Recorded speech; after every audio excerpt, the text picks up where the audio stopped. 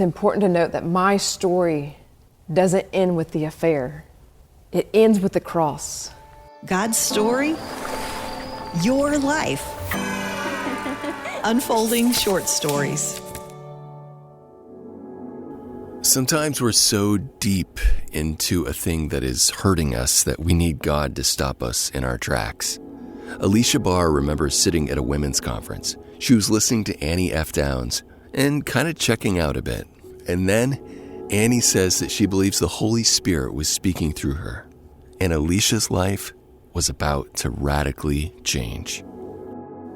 Hello, my name is Alicia Barr, and I am just a small town girl with a big story to tell.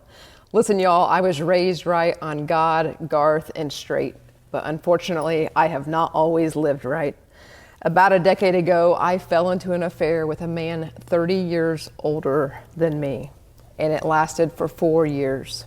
Before I proceed to share my story, I want you to know that I am not a victim, so please don't frame me in that perspective. I take full ownership of the choices I made, the people I hurt, and the pain I caused. And I also want to tell you that I am committed to telling you the truth because I feel like and believe that healing begins with the truth. And so I'm going to give you the real, raw, and unfiltered version of my story. And the truth is that the first 2 years of this affair were the most exciting and fun years of my life. This man took me to the moon and showed me all the stars, even after I had been married for 8 years. But 2 years in, I hit rock bottom, and I'll never forget the moment. I was on my bedroom floor, sitting on my knees. I'm not sure if I was crying at or to God, screaming, wanting Him to just take my life for me. I wanted to die. Because here's the deal, is I knew right from wrong. I grew up in church. But there was no desirable solution. I didn't want to lose the man that held my whole world in his hands, no more than I wanted to be a secret for the rest of my life. By 2 years in, I had been degraded, belittled, and ditched more than I care to acknowledge, let alone share with you. And so there was this moment that I couldn't bring myself to take my own life. But I thought, God, you are God. They could be mad at you. You could just take me out of this mess I've created.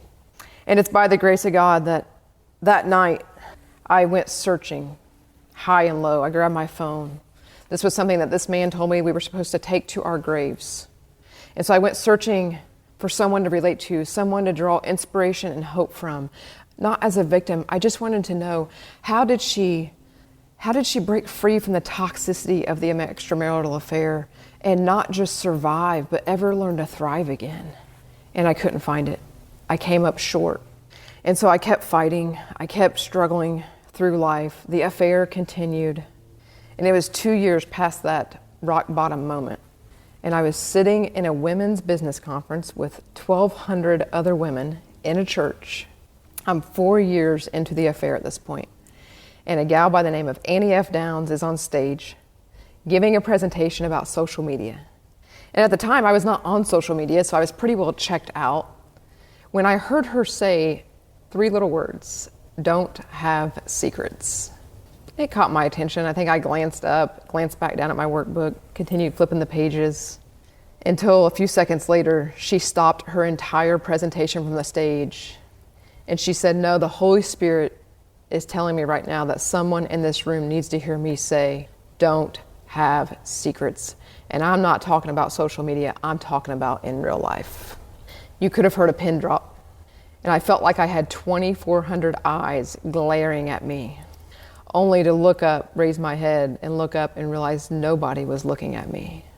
But I heard God loud and clear that day speak through Annie F. Downs. Don't have secrets. Enough is enough.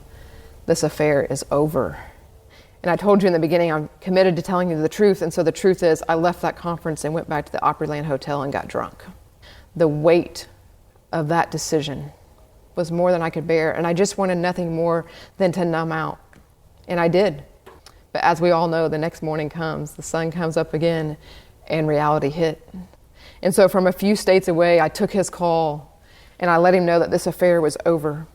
I'm not sure he believed me that day, because it's not the first time he had heard those words from my mouth. But this time, I knew it was really over. And so I made my way back home, stopped at my sister's to tell her, and that in and of itself was like carrying the weight of the world on my shoulders, because my sister is somebody that I would never in a million years want to let down. And I knew the moment I told her that he and I would never be again, because I wouldn't do that to her. I told my sister and my brother-in-law, and then I ventured on back to my home state, where I found a counselor right away. And she told me, she spoke these words to me that I'll never forget. The first night, she said, "You are too wonderful to be his secret." And she said, "The only way beyond grief is through grief." I don't think I knew the weight of that one statement. The pain, the tears, the heartbreak that would come. I thought being a secret was the hardest thing I had ever done until I embarked on my healing journey. And what made this even more difficult is that this man was a neighbor, and so I saw him nearly every day. The best analogy I could give you is and I say this in the book, is it's like I can only imagine a recovering alcoholic choosing to live next to the bar. It was brutal, brutal. And although I was willing and I did end the affair, there was no consideration in my mind whatsoever for losing my neighbor, losing my friend, losing my person. I was determined to hold on to that with everything in me. And so although the affair went on for 4 years and I terminated the affair, the relationship continued for years. I spent about 1.5 years with that counselor before I reached a point, I think she had to have surgery, but I also reached a point that I felt like this session was only a repeat of the last session. And so I thought, well, I think I'm ready to try this life on my own again. And so I did, and I became laser focused on a mission that I felt like God was calling me to in my career.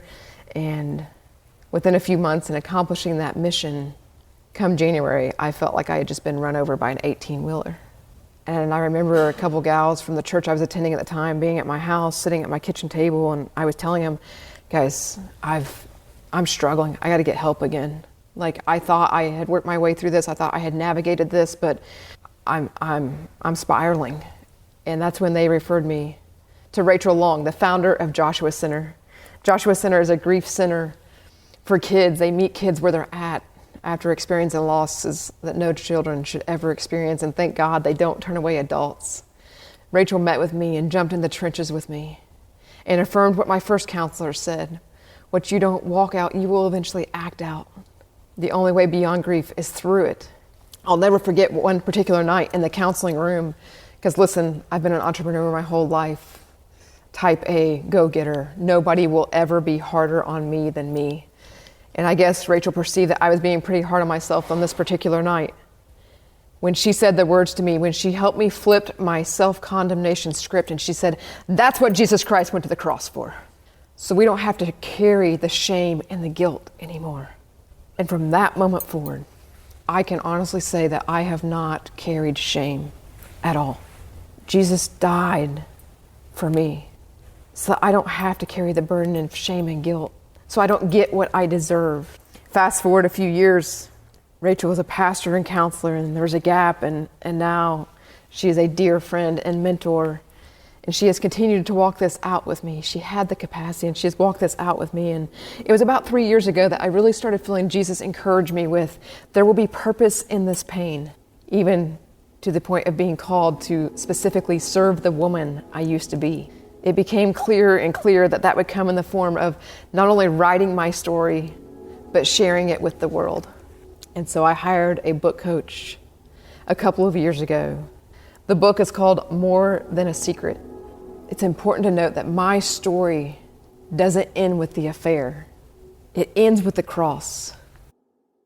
The moment that Alicia felt called out by God, it was also a moment of mercy, because she was deep in something destructive. Her marriage was coming apart. Her life was out of balance, and her soul was paying the price. And still, God met her there. Not after she fixed it, but right there, in the shame, God began to heal her. And now Alicia is in a very different place. I think I could hear it in her voice. I could definitely see it on her face. She smiled the entire time that we recorded this story. And she wants other people to know that kind of freedom is possible too. Well, about a week ago, she released her book about this all. It's called More Than a Secret, and we've included that link in the show notes. This past Friday, Meredith featured a long-form interview, also about infidelity. Brad and Heidi Mitchell. It's about finding hope after the loss of trust. I encourage you to check it out. The Unfolding is a faith podcast. You can discover more great podcasts like it when you go to myfaithpodcasts.com.